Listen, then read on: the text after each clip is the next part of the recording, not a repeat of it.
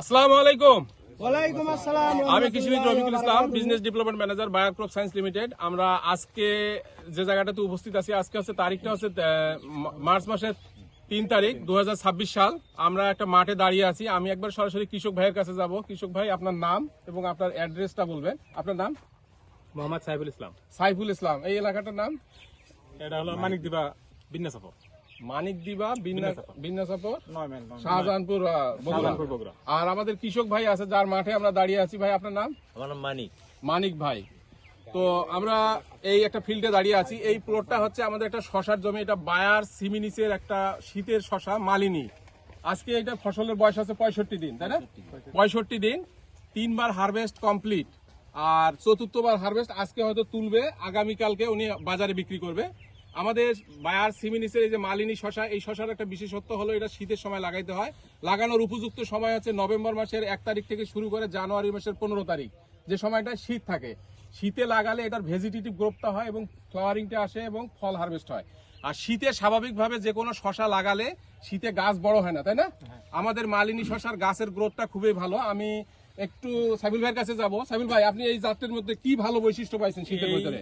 এই জাতের বৈশিষ্ট্য হলো মানে গাছও খুবই ভালো আর কি। আমার পছন্দ, আমার ব্যক্তিগত থেকে আমি বলছি এটা গাছের লংজিভিটি খুবই ভালো। আর শশার দিকে বলতে গেলে কি, শশা একবারে দেশি শশার মতন। দেশি শশার মতন। আর শশাটা বাজারে প্রচুর চাহিদা। কিন্তু এর বৈশিষ্ট্য এই কারণে, আর সাদা শসার এই কালারটা হলো খুবই দেশি শশার মতন সাদা। এটার জন্য মনে করেন যে বাজারে অনেক ব্যাপক একটা চাহিদা। আর সবচেয়ে ভালো মনে করেন যে আমি বিগত যতগুলো শস করেছি হাইব্রিড, কিন্তু এত গাছ আমি এত বড় করতে পারিনি। তাই এবার এই মাইলানি শশা হয়েছে, খুব ভালো হয়েছে রেজাল্ট।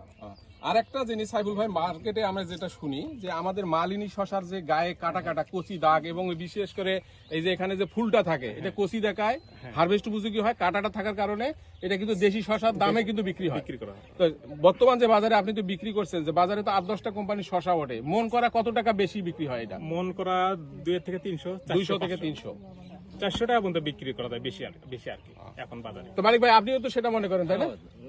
তো আমি আশা করি যে আমাদের বায়ার ক্রপ সায়েন্স, আমরা শুধুমাত্র বীজ বিক্রি করি না, আমরা বিশেষ করে সবজি বীজের ক্ষেত্রে আমাদের সিমিনিস ব্র্যান্ড, এবং পাশাপাশি এই ফসলটাকে সুরক্ষা করতে গেলে যে আমাদের ছত্রাকনাশক ওষুধগুলো লাগে, এটা আমরা একেবারে রিলায়েবল প্রোডাক্ট আমরা সাপ্লাই করে থাকি। পাশাপাশি এটার যে পোকা যেগুলো আসে, পোকা কন্ট্রোল করার জন্য আমাদের বিশেষ করে সাইফুল ভাই এবং মানিক ভাই দুজনেই আমাদের বায়ারের যে কেমিক্যালস গুলো ব্যবহার করছে, এই কারণে কিন্তু ক্রপের কন্ডিশনটা খুবই ভালো, ক্রপ কন্ডিশন। এরপরেও এখানে যে প্রোডাক্ট, বিশেষ করে পোকাগুলো আছে, দেখা যাচ্ছে যে সাদামাছি আছে, থ্রিপস আছে, তাই না, লিফ মাইনরের অ্যাটাক আছে। তবে এই মাঠে কোনো আমি ডাউনির কিন্তু কোনো ধরনের সিমটম দেখি নাই, কারণ এই জমিতে উনি প্রথম অ্যান্ট্রাকল ইউজ করছে, দ্বিতীয়তে ইনফিনিটো ইউজ করছে। আমাদের নতুন আরেকটা প্রোডাক্ট আছে ভোলারে, এটাও 3 মিলি পার লিটারে যদি ব্যবহার করা হয়, এই যে ছত্রাকনাশক 3টা ধারাবাহিকভাবে যদি স্প্রে করে, এই ক্রপের এজটা অনেক বেশি হবে। মিনিমাম 120 দিন পর্যন্ত ক্রপ এজ হবে। এতে করে আপনি 16 থেকে 20 বার পর্যন্ত ফল হারভেস্ট করতে পারবেন এবং বাজারে উচ্চ মূল্যে বিক্রি করতে পারবেন।